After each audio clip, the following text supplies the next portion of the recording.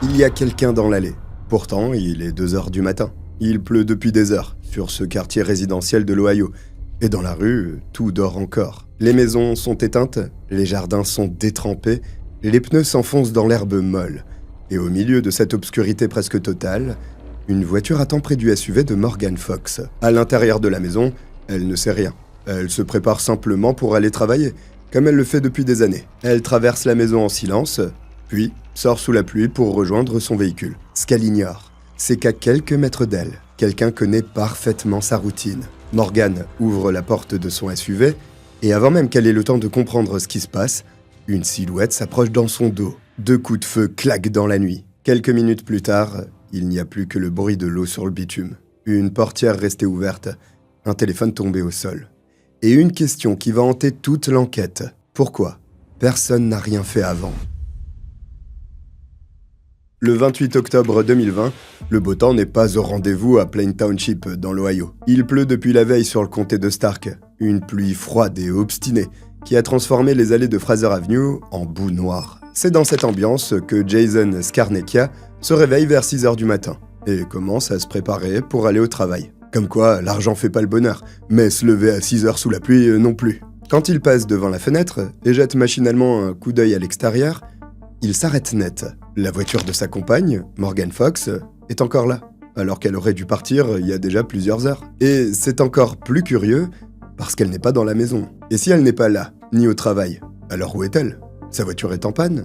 Elle lui aurait sûrement dit. Pour comprendre un peu mieux tout ça, Jason enfile un manteau et sort tout en lui passant un coup de fil. C'est alors qu'il remarque que la sonnerie du portable de Morgan retentit près de son SUV, dont la portière côté conducteur est entrouverte. Attiré par le son, il fait le tour du véhicule et arrive devant une scène que son esprit met du temps à réaliser. Morgan est là, à moitié dans la voiture, ses pieds sont encore dehors et son corps est affaissé sur le côté. Son téléphone traîne par terre, dans l'eau de la pluie qui s'abat sans relâche depuis plusieurs heures. Les mains tremblantes, en panique et son cœur battant à 1000 à l'heure, Jason compose le 911 pour signaler qu'il est à peu près sûr que sa petite amie est morte.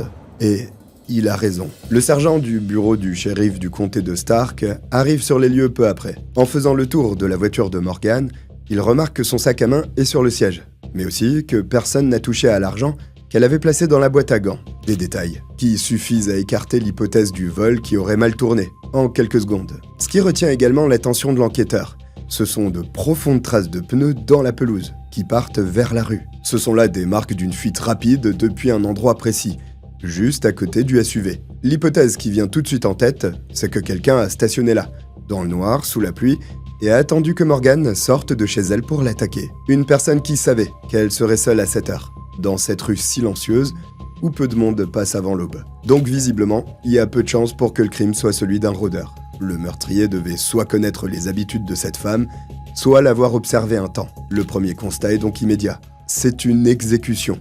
Et celui qui l'a commise connaissait très bien la routine de sa victime. Sauf que ce meurtre, c'est l'arbre qui cache la forêt. Pour comprendre ce qui s'est passé, il faut remonter plusieurs semaines en arrière et quitter Fraser Avenue pour entrer dans l'entrepôt FedEx Ground de North Canton, un endroit où Morgan passait ses nuits depuis des années, à une dizaine de minutes de là. Morgan Fox a 29 ans. Elle est l'une des 13 enfants de Robert et Cindy Fox, une grande famille recomposée dispersée autour de Canton, dans l'Ohio. Wow, 13 enfants? J'ai déjà du mal à garder en vie une plante. Dans cette fratrie nombreuse, Morgan, c'est la confidente. C'est celle qu'on appelle quand ça va mal. Ce qu'elle veut par-dessus tout, c'est construire quelque chose de solide pour Emilia. C'est sa fille de 8 ans, qu'elle a eue à l'âge où beaucoup sont encore à l'université, et qu'elle élève seule. Emilia, c'est le centre absolu de la vie de Morgan. D'ailleurs, c'est ce qui l'a poussée à choisir des horaires de travail très matinaux chez FedEx, mais en restant ambitieuse tout de même, parce qu'elle a bien l'intention de gravir les échelons. Elle est entrée en tant que simple employée dans l'entrepôt, et elle a tenu jusqu'à décrocher un poste de manager opérationnel dans un environnement majoritairement masculin. Désormais, Morgan encadre une équipe, supervise les flux de nuit et prend des décisions stratégiques pour son département, de l'avis de tous ses collègues. Elle est fiable, sérieuse et intelligente. Si je finis dans une affaire criminelle, par pitié n'appelez pas mes collègues. C'est une salariée à qui la direction fait confiance pour tenir un poste exigeant aux heures où la plupart des gens dorment. En août 2019, Morgan rencontre Jason Scarnecchia, qui a lui-même occupé un poste de manager opérationnel chez FedEx avant de quitter l'entreprise en mars 2020. Quelques mois après sa démission, en juin, il s'installe avec Morgan, Emilia et sa propre fille sur Fraser Avenue, où ils entament une vie tranquille à quatre. D'ailleurs, c'est Jason qui va donner aux enquêteurs le fil qui orientera toute l'enquête, en leur parlant d'un incident qui s'est passé à l'entrepôt quelques semaines plus tôt. Ou plutôt, des incidents, devrais-je dire. Ils avaient tellement perturbé Morgan qu'elle avait décidé de rompre tout contact avec un collègue, qu'elle considérait pourtant comme un ami. Les enquêteurs notent alors son nom et commencent à creuser. Et à partir de ce moment, ils vont nager dans un véritable océan d'obsessions malsaines, comme ils en ont rarement vu. Morgan va subir un harcèlement d'une rare intensité sur son lieu de travail. Et contrairement à ce qu'on pourrait penser, il ne débute pas de manière abrupte. C'est pas tombé du ciel d'un seul coup, d'une façon qu'on pourrait tout de suite repérer. Ça commence progressivement, de manière presque sournoise. Comme souvent avec ce genre de comportement d'ailleurs. C'est rare qu'un harceleur arrive le premier jour avec un CV de psychopathe. C'est bien plus subtil, notamment par des petites choses qu'on peut nier une par une, mais qui mises bout à bout, forment un tableau très clair, celui d'un détraqué max. L'entrepôt de North Canton est un bâtiment immense qui tourne 24 heures sur 24 dans un bruit constant de convoyeurs et de chariots élévateurs. La nuit, quand les équipes se réduisent et que les quais de chargement se vident à moitié, les conversations s'étirent pendant les pauses, dans les angles morts du bâtiment, loin des bureaux vitrés où les managers sont censés surveiller. Bon, tout le monde critique les chefs d'équipe jusqu'au jour où on leur propose le badge. Mais c'est dans ces moments-là que Morgan commence à entendre des choses. Plus précisément des commentaires à caractère sexuel formulés entre collègues masculins. Et ils ne le font pas toujours à voix basse. Ils le disent parfois assez fort pour qu'elle comprenne bien quel est le sujet de ces discussions perverses. Ils veulent qu'elle le sache. Progressivement, c'est toute une atmosphère délétère qui s'installe. Dans cette ambiance souvent désagréable, Morgan doit gérer son équipe et faire son travail comme si de rien n'était, parce qu'elle n'a pas le choix. C'est dans ce contexte qu'un dénommé Jason McDermott entre dans sa vie. Oui, un second Jason. Donc quand je parlerai de son compagnon, j'ajouterai son nom de famille, pour éviter la confusion. Parce que, crois-moi, ils sont loin d'être pareils tous les deux. Bon, Jason a le même âge que Morgan, 29 ans. Et il travaille dans l'entrepôt depuis plusieurs années. Il occupe lui aussi un poste de manager opérationnel en équipe de nuit. Dès le début, il se comporte différemment des autres. Quand il se hasarde à faire des remarques désobligeantes sur Morgan, lui n'en fait pas. Et quand elle parle, il l'écoute vraiment. Il s'intéresse à ce qu'elle dit, tout en se montrant disponible quand elle a besoin de se confier à quelqu'un. En gros, il est une bouffée d'air frais dans un entrepôt toxique où elle se sent de plus en plus mal à l'aise. Jason, c'est ce collègue bienveillant qui la respecte, une sorte d'allié dans le milieu professionnel devenu hostile. Tout du moins, c'est ce que Morgan croit, parce qu'elle n'a aucune raison d'en douter. Sauf que derrière cette façade soigneusement entretenue, Jason mène une existence parallèle que personne ne connaît vraiment. En réalité, depuis le début de leur relation de travail, il filme des vidéos d'elle en secret, en choisissant ses angles. Il se positionne dans les zones que les caméras de surveillance ne balayent pas, en attendant que Morgan ait le dos tourné ou soit absorbé par une tâche. Jason télécharge également en masse tout ce qu'elle publie sur ses réseaux sociaux pour le stocker sur son téléphone. Il discute aussi sur Skype avec une personne dont l'identité reste inconnue. Dans cet échange, Jason ne se présente pas sous son propre nom. Il se fait passer pour une femme engagée dans une relation lesbienne et raconte à son interlocuteur ses relations sexuelles fictives avec Morgan, en détaillant ses fantasmes. Il construit un récit, lui donne une forme et le rejoue comme si les faits avaient réellement eu lieu. C'est plus que c'était les collègues. Avant, il volait juste ton yaourt dans le frigo. Évidemment, le délire de Jason est une fiction montée de toutes pièces. Sauf qu'elle est rédigée avec une précision qui en dit long sur l'état mental préoccupant de celui qui a rédigé ça. D'ailleurs, Jason n'en est pas à son coup d'essai, vu qu'il a déjà eu des comportements problématiques avec une autre femme. Normalement, cette révélation t'a pas surprise. En épluchant son dossier personnel, on peut voir qu'avant qu'il s'en prenne à Morgan, une collègue avait décrit exactement la même mécanique. Leur amitié avait basculé dans l'obsession, juste parce que Jason avait été incapable d'accepter que des limites lui soient posées. Il voulait plus, elle, non. Et visiblement, non n'était pas une réponse acceptable pour lui. La direction a bien eu une plainte entre les mains, mais elle a décidé de ne pas le licencier. Elle n'a même pas enquêté sérieusement, à vrai dire. Elle a tranquillement laissé Jason continuer à travailler à l'entrepôt avec son personnel féminin. Dans le cas de Morgan, quand elle est promue manager opérationnel, quelque chose change dans le comportement de celui qu'elle croyait être un ami. Sa promotion crée entre eux une égalité hiérarchique à présent. Morgan est au même niveau que Jason dans l'organigramme. À force de travail, elle a acquis une légitimité dans un espace où elle était auparavant sous la supervision de Jason. Désormais, elle n'est plus sous ses ordres, ce qui d'une certaine façon l'éloigne de lui. Parce qu'il aimait ça, lui donner des ordres, la dominer. Et ça, il a beaucoup de mal à l'encaisser. À cette même période, la jeune femme trouve le courage de dénoncer auprès de sa direction le harcèlement général dont elle est victime au sein de l'entrepôt. Les remarques déplacées de ses collègues, l'atmosphère pesante, ou encore le sentiment d'être prise pour cible, à la fois en tant que femme et en tant que manager. Comme c'était déjà arrivé à une autre avant elle, sa plainte remonte dans la hiérarchie, circule entre les bureaux et arrive à l'un des membres de l'équipe des ressources humaines. Celui-ci lit la plainte de l'employé avant d'en faire une magnifique boulette pour marquer un panier extraordinaire dans la corbeille à papier avant d'aller jouer à Clash Royale aux toilettes. Cela dit, Morgane ne compte pas se laisser décourager par ce qu'elle a subi. Elle continue de se lever chaque nuit et de prendre la route dans le noir pour gérer son équipe dans un endroit qui rend sa prise de poste un peu plus difficile chaque jour. Mais elle a un moteur, Emilia.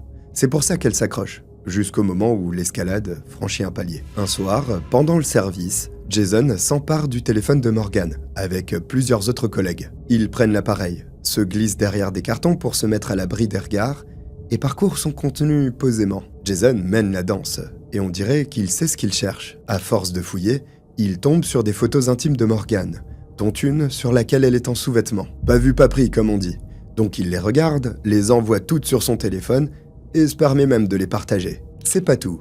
Jason a eu accès aux messages Skype de Morgane à ce moment-là. Les données volées depuis le téléphone lui ont permis de se connecter à son compte. Or, il y avait là des milliers de pages de conversations privées. Des échanges que Morgane a eus avec sa famille ou ses amis. En bref, des gens en qui elle avait confiance, et qui lui faisaient confiance en retour. Jason a fait sa petite lecture en silence, depuis l'autre côté de l'entrepôt, pendant qu'elle travaillait à quelques mètres de lui. Il se croyait seul, et physiquement, c'était vrai. Sauf que dans la précipitation, il a commis une erreur. Il a oublié un détail crucial, les caméras de surveillance de l'entrepôt. Elles ont tout filmé, mais on y reviendra. Cet acte de voyeurisme ne reste pas secret bien longtemps. Et quand Morgane apprend ce qui s'est passé, elle affronte directement Jason par message. Ses mots sont clairs et sans ambiguïté. Aucune porte de sortie n'est laissée ouverte. Morgane ne veut plus jamais parler à Jason. Et ce n'est pas une menace formulée sous le coup de la colère. C'est une décision prise par une femme qui vient de comprendre qui est vraiment cet homme. C'est-à-dire un collègue tout aussi vicieux que les autres, voire pire. Elle essaie de se protéger de la seule façon qu'elle peut. Et fait exactement ce qu'on conseille aux victimes de harcèlement. Poser une limite claire. Et surtout, le formuler par écrit, afin qu'une trace de cette demande soit conservée quelque part. FedEx est évidemment informé au sujet de cet incident. Un responsable reçoit Morgane, entend sa version, convoque Jason et l'avertit que la prochaine fois, ce sera le licenciement. Mais après ça, il le renvoie à l'entrepôt, sans imposer aucune mesure concrète, pour éviter que la situation ne se reproduise. Même Netflix est plus menaçant quand tu partages ton compte. Donc le harceleur et sa victime travaillent encore et toujours dans le même bâtiment, qui n'est pas si grand que ça au bout du compte. Chaque jour, Jason retrouve ses potes au boulot comme si de rien n'était. Mais pour Morgane, c'est bien plus difficile. Elle doit composer avec la présence continue d'un homme qui a fouillé son téléphone et volé ses photos intimes sans son autorisation. D'autant plus qu'il continue de lui envoyer des messages, des SMS qui restent sans réponse un après l'autre, pendant des jours puis des semaines. Il lui écrit même une lettre d'excuse, à laquelle elle ne répond pas non plus. Parce que non seulement ça n'a pas l'air très sincère, mais en plus, elle n'a aucune raison de le faire. Si ce n'est de remettre une pièce dans la machine démoniaque. De son point de vue, Morgane ne doit aucune explication supplémentaire à Jason. Elle a posé ses limites et informé FedEx de ses agissements néfastes.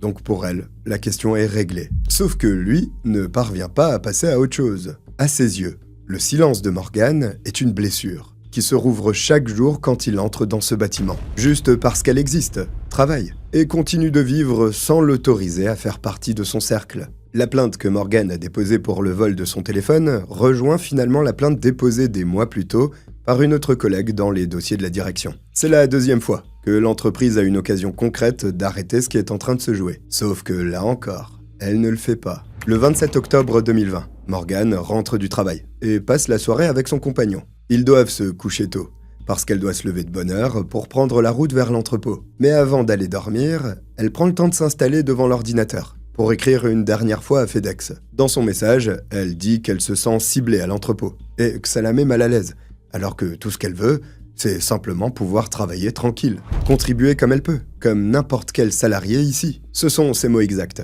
Morgan envoie son message avec l'espoir d'être enfin entendue, puis elle se couche. Ce qu'elle ignore, c'est que son email arrive dans une boîte de réception que personne ne consultera avant le lendemain matin. Le problème dans tout ça, c'est que demain matin, tout sera déjà terminé. Morgan ne le sait pas, mais elle est en train de vivre ses derniers instants. Dans la nuit du 27 au 28 octobre 2020, Jason McDermott quitte son appartement sur Whipple Avenue à Jackson Township. Tandis que Morgan dort paisiblement à côté de son compagnon, il monte dans sa Ford Focus bleue. Il pleut sur le comté de Stark depuis des heures. Une pluie qui ne s'arrête pas jusqu'à noyer les rues dans un silence complet. Le quartier résidentiel est endormi, et il n'y a personne dehors à cette heure-là. Jason connaît l'adresse et les horaires de Morgan. Il sait qu'elle se lève la nuit, et qu'elle sort seule dans son allée, plongée dans l'obscurité, sans que personne ne la voie partir. Il a eu des semaines pour observer, mémoriser et tout calculer. Alors il roule jusqu'à Fraser Avenue et garde sa Ford Focus sur la pelouse, à quelques mètres du SUV de Morgan. Puis, moteur coupé, il attend patiemment qu'elle quitte son domicile. Vers 2h du matin, une lumière s'allume à l'intérieur de la maison de Morgan. Comme d'habitude, elle se prépare en silence pour ne pas réveiller Jason Skarnecchia et les enfants. Puis elle passe la porte, sac sur l'épaule et se dirige vers son véhicule. Elle ouvre la portière, mais au moment de grimper dans l'habitacle, son collègue s'approche par derrière dans l'obscurité, sans un bruit. Il dégaine un calibre 22 et l'exécute froidement de 2 balles dans la nuque. Morgan s'effondre sur le volant, les pieds encore dehors. Après avoir commis le meurtre, Jason repart aussitôt. À 2h59 du matin, il pointe à l'entrepôt FedEx pour prendre son poste comme d'habitude. Le nuage noir qui flottait au-dessus de lui depuis des semaines semble s'être soudainement dissipé. Ses collègues le trouvent d'excellente humeur. Il plaisante et leur révèle même qu'il a réglé ses différends avec Morgan. Évidemment, aucun d'eux ne sait ce qui s'est passé sur Fraser Avenue. Pour l'heure, seul Jason en a connaissance. Et régulièrement, il jette un œil vers le bureau vide de Morgan, en sachant pertinemment qu'elle n'y mettra plus jamais les pieds. Comme tu le sais maintenant, c'est Jason Skarnecchia qui appelle le 911, après avoir trouvé le corps de sa compagne, tôt dans la matinée du 28 octobre. Cindy, la mère de la victime, arrive sur les lieux alors que la scène de crime est encore en cours de traitement. Elle approche pendant que les enquêteurs essaient de gérer le périmètre. C'est alors qu'un journaliste présent sur place lui crie que sa fille a été abattue d'une balle dans la tête, avant d'essayer de récupérer sa réaction suite au choc. C'est donc comme ça qu'elle apprend la mort de Morgan, dans une allée boueuse sous la pluie, devant les voitures de police, par quelqu'un qui cherchait une réaction pour ses caméras et son émission. Malgré l'horrible situation, c'est elle qui prend un des enquêteurs à part, quelques minutes plus tard, pour lui dire de regarder du côté de FedEx, et surtout de l'homme qui faisait une fixette sur sa fille depuis des mois. Comme c'est souvent le cas dans ce genre d'affaires, Jason Skarnecchia est quand même le premier à être suspecté par les autorités. Notamment parce que quelques semaines avant le meurtre de Morgan, ils s'étaient déjà violemment disputés. Une altercation assez déplaisante pour qu'elle dise à sa mère qu'elle envisageait de le quitter. Mais lui explique rapidement aux policiers qu'avant le meurtre, les choses s'étaient arrangées au sein du couple. Il vérifie tout de même chaque détail de son emploi du temps parce que il y a 8 chances sur 10 pour que l'affaire soit déjà résolue. Ses mains ainsi que ses vêtements sont testés pour des résidus de poudre et reviennent négatifs. Quant aux messages échangés entre lui et Morgan dans les jours précédents, ils sont épluchés et montrent que la relation s'était bien apaisée comme il l'a dit. Un chien renifleur est également amené dans la maison, mais il ne détecte rien. Jason Skarnecchia est donc rapidement écarté de la liste des suspects. Les enquêteurs peuvent se concentrer entièrement sur l'autre Jason. Ils commencent à reconstruire la nuit minute par minute. La scène de crime est propre, il n'y a pas de témoin direct, et l'arme qui a été utilisée pour abattre Morgan est introuvable. Par contre, Jason Skarnecchia ainsi que Cindy ont mentionné qu'elle était victime de harcèlement au travail. Donc avant même que les premières vérifications soient terminées, Jason McDermott est dans le viseur des policiers. Quand ils le convoquent pour un interrogatoire, il se présente sans avocat et accepte de parler librement. Le problème, c'est qu'il commence par mentir. Et ça, il le fait pas très bien. Concernant l'histoire du téléphone volé, Jason raconte que ce sont 2 autres collègues qui ont pris le portable de Morgan et qu'il l'a récupéré pour elle. En gros, il prétend qu'il essayait juste de l'aider. Il avoue avoir regardé ce qui se trouvait sur l'appareil, mais rapidement, sans vraiment parcourir le contenu. Oui, mais les vidéosurveillances de l'entrepôt dévoilent une toute autre version, image à l'appui. On voit clairement Jason prendre le téléphone de Morgan, se cacher et faire défiler l'écran pendant plusieurs minutes. Son histoire se casse la figure au premier visionnage. Ah, pas très bon menteur ce cher Jason, il aurait dû faire un stage à l'Elysée. Cerise sur le gâteau, plus de 70 photos et vidéos qu'il avait prises de Morgan avec des zooms sur sa poitrine et ses fesses sont retrouvées sur son portable. Et il ne fait aucun doute qu'elles ont été prises à son insu. Les enquêteurs mettent également la main sur le fameux échange dans lequel Jason exprime des fantasmes à son sujet. Pourtant, Il se borne à décrire sa relation avec Morgan comme une simple amitié. Il explique qu'il était chez lui, jusqu'à l'heure à laquelle il est sorti pour se rendre au travail, soit environ 2h30. Et les données de localisation de son téléphone portable confirment qu'il était bien chez lui au moment des faits. Donc sur le papier, il a un alibi qui tient la route. Les policiers s'attendaient pas à ça. Et il a beau être un pervers, pour l'instant, on est loin de pouvoir l'incriminer pour ce meurtre. Sauf que même si son téléphone vient de lui sauver la mise, c'est un autre objet du quotidien qui va le faire tomber. Quand les enquêteurs se penchent sur la voiture de Jason, ils remarquent rapidement que des éléments ne collent pas avec sa version des faits. Parce qu'il se trouve que les caméras de circulation installées sur la route entre son appartement et celui de la victime ont filmé quelque chose dans la nuit du 27 au 28 octobre. Un véhicule partageant les caractéristiques de sa Ford Focus bleue a été capturé peu avant et peu après l'heure du meurtre. Vers 1h37, cette voiture s'est déplacée en direction de Fraser Avenue, puis a refait la route dans l'autre sens 20 minutes après. Il y avait des empreintes de pneus nettes dans la pelouse de la maison voisine, et de la boue a été projetée contre la clôture mitoyenne. Le sol avait absorbé la pluie depuis des heures, donc la voiture a patiné en repartant à la hâte. Quand il relève ces empreintes de pneus, les experts concluent que la comparaison est compatible avec les pneus d'une Ford Focus. Même si ce n'est pas une identification formelle, c'est plus une piste. Parce qu'une même carcasse de pneus peut équiper des dizaines de modèles de voitures différents. On peut tout de même supposer que même s'il avait laissé son téléphone chez lui pour ne pas être tracé, Jason s'est bel et bien rendu chez Morgan. À ce moment-là, son alibi s'affaiblit. Et même s'agissant de son portable, il y a des choses à dire au final. Selon les données de géolocalisation de son téléphone, Jason s'est rendu 2 fois au même endroit 5 jours avant le meurtre, puis à nouveau le lendemain, plus précisément chez ses parents. L'homme dit qu'il y est allé pour déposer un cadeau d'anniversaire à sa mère. Mais quand les enquêteurs se renseignent concernant la date d'anniversaire de cette dernière, ils s'aperçoivent qu'elle a fêté son anniversaire 3 mois plus tôt. Par contre, le père de Jason possède un coffre rempli d'armes à feu, dont il affirme être le seul à détenir la clé. Quand les policiers y vont avec un mandat de perquisition pour le fouiller le 30 octobre, ils trouvent plusieurs armes qui peuvent tirer des balles de calibre 22, le même calibre que celui qui a été utilisé pour tuer Morgan. Des tests balistiques sont donc menés sur chacune d'elles, et sont toutes éliminées, sauf une. Le problème, c'est que les experts ne peuvent ni confirmer, ni écarter cette arme comme étant, ou non, celle du crime. Les résultats restent non concluants. Il n'en reste pas moins que 2 visites autour d'un coffre contenant le bon calibre, 5 jours avant et le lendemain du meurtre d'une femme harcelée,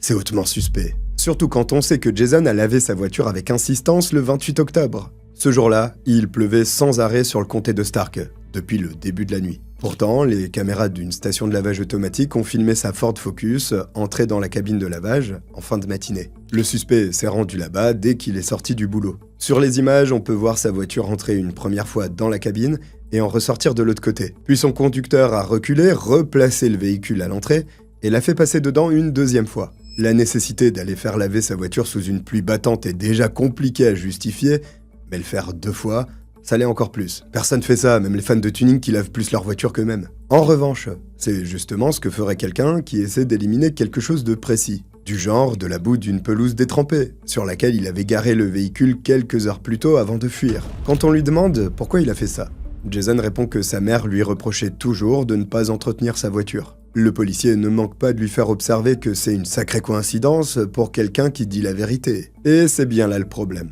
Pour l'instant, toutes les preuves que les enquêteurs ont contre Jason sont purement circonstancielles. Un harceleur, aussi lourdin que soit-il, c'est pas forcément un tueur. Et le fait qu'il ait lavé sa voiture le jour J reste très curieux, sans pour autant être incriminant. Tandis que les enquêteurs creusent pour accumuler plus d'éléments contre lui, Jason continue sa vie tranquillement. Publiquement, il se comporte même comme un homme anéanti par la perte d'une amie chère. Le 1er novembre 2020, 4 jours après avoir tué Morgan, il publie une longue lettre qui lui est directement adressée sur Facebook. Il écrit que celle qu'il appelait Foxy était une lumière dans sa vie, qu'elle écoutait toujours quand il avait besoin de parler, et que son absence laisse un trou béant dans son cœur. Il joint même à sa publication des photos de la veillée organisée devant la maison de Fraser Avenue. Je crois que je le déteste, Jason. Bien sûr, quand la famille de Morgan lit ce post, elle le trouve profondément perturbant. Peu avant, la mère de Morgan, quant à elle, a vécu un autre épisode impossible à oublier. Le 31 octobre, elle est retournée à la maison de sa fille pour récupérer les affaires d'Emilia. En arrivant, elle a vu Jason et un autre homme rôder autour du SUV de Morgan, que la police avait rendu à la famille après avoir terminé ses relevés. Elle l'a directement interpellé. Jason lui a expliqué que son ami n'avait pas pu assister à la veillée et voulait venir rendre hommage à Morgan. Cindy l'a pas cru une seconde. Elle a eu la très nette impression qu'il cherchait quelque chose autour de cette voiture. Quelque chose qu'il voulait récupérer avant que les enquêteurs ne le trouvent à sa place. Sauf qu'elle ne saura jamais quoi. Mais peu importe, toutes les preuves pointent à présent vers Jason. Donc le 4 novembre 2020, une semaine exactement après le meurtre de Morgan, des policiers se présentent à son adresse pour l'interpeller. Sa caution est fixée à 2 millions de dollars. Et il plaide directement non coupable. En refermant son dossier ce soir-là, le sergent résume ce que toute l'enquête a mis en lumière. Jason était complètement obsédé par Morgan, et s'il ne pouvait pas l'avoir, alors personne d'autre ne l'aurait non plus. Et maintenant, on arrive à un point compliqué. Que se passe-t-il dans les tribunaux quand ce n'est pas juste un individu qui doit être mis en cause, mais également une entreprise pesant des milliards? Le procès de Jason McDermott s'ouvre le 2 avril 2021. Devant la juge du tribunal de grande instance du comté de Stark.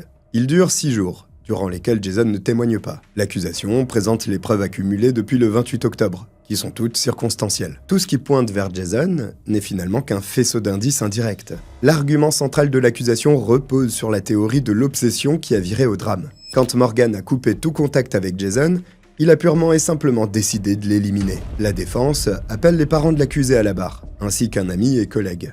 Les parents de Jason confirment une fois de plus que son père a toujours été le seul à posséder les clés du coffre où sont rangées les armes. Ils affirment également que leur fils avait subi une opération des 2 poignets qui l'aurait empêché de tirer correctement. Le collègue de Jason raconte pour sa part qu'il n'était pas en colère contre Morgan. Voilà, c'est tout ce que la défense a opposé à un bon dossier très béton malgré l'absence de preuves directes et matérielles. Même mes bonnes résolutions du 1er janvier sont plus solides. Le 8 avril 2021, après moins de 24 heures de délibération, le jury revient avec son verdict. Jason McDermott est déclaré coupable de meurtre avec préméditation et coupable de harcèlement criminel. Il écoute et se contente de se tourner vers ses parents, assis derrière lui dans la salle. 6 jours plus tard, le 14 avril, vient la séance du prononcé de la peine. C'est là qu'Emilia s'avance.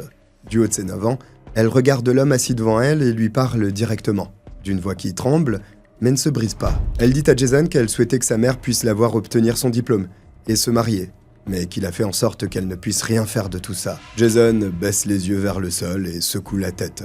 Mais c'est tout ce qu'il fait. La juge prononce ensuite la peine, en soulignant que Morgan a été tué avec préméditation et que son meurtrier n'a montré aucun remords. Pour Jason, ce sera donc prison à vie sans possibilité de libération conditionnelle. Encore une fois, il ne dit rien, puis il est emmené pour être incarcéré dans l'Ohio. Sauf que cette histoire ne s'arrête pas là, parce que rappelle-toi, il reste encore FedEx. Son inaction quand des faits de harcèlement grave lui ont été remontés est clairement liée à cette affaire. Pour pas dire que ce meurtre aurait pu être évité. En octobre 2021, alors que Jason purge déjà sa peine, la famille de Morgan se réunit devant le site FedEx pour une manifestation pacifique. Cindy, la mère de la victime, prend la parole devant les caméras pour dire que si le management avait fait son travail correctement, sa fille serait peut-être encore en vie. Ces mots sont simples et directs.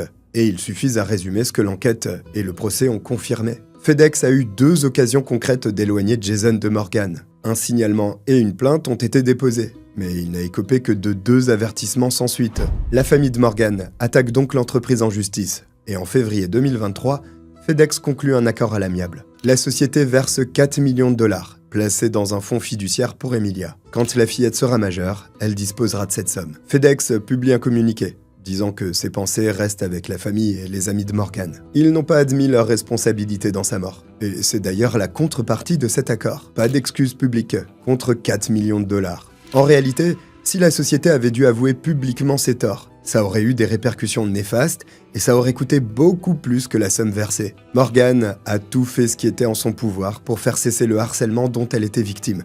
Confrontée, signalée et documentée. Mais l'entreprise pour laquelle elle s'est levée la nuit pendant des années a mis un prix sur ce que valait sa vie. Alors, je sais pas ce que t'en penses, mais à mon avis, si une société est impliquée de la sorte, elle devrait pas avoir le moyen d'éviter des excuses publiques. C'est le minimum, je trouve, mais ça c'est mon avis. N'hésite pas à me donner le tien en commentaire, je suis curieux. D'ailleurs, cette affaire me rappelle un peu celle de Sophie Elliott, que je t'avais racontée ici, avec un personnage encore plus odieux, je pense. On est arrivé à la fin de cette affaire criminelle, un grand merci de m'avoir suivi jusqu'au bout, n'hésite pas à t'abonner, ça m'aide énormément. Je te dis à très vite. Bye.